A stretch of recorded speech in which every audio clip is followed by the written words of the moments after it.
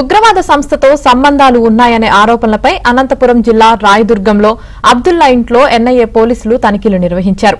తెల్లవారుజామున 6 గంటల నుంచి కేంద్ర పోలీసుల బృందం అబ్దుల్లా ఇంటిని చుట్టుముట్టి అదుపులోకి తీసుకున్నారు. అబ్దుల్లా రిటైర్డ్ ప్రధానోపాధ్యాయుడు. సుహిల్, మతిన్ అనే 2 కుమారులు ఉన్నారు. పెద్ద కుమారుడు సుహిల్ బెంగళూరులో సాఫ్ట్వేర్ ఉద్యోగం చేసేవాడు.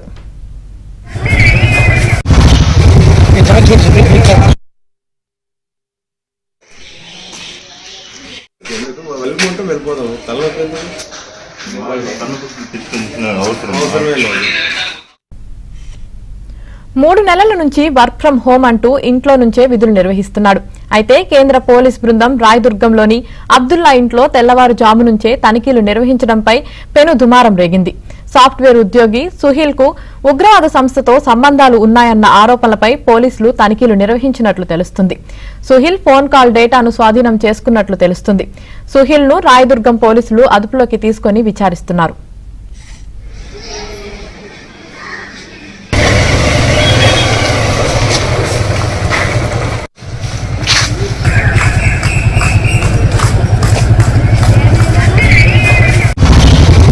It's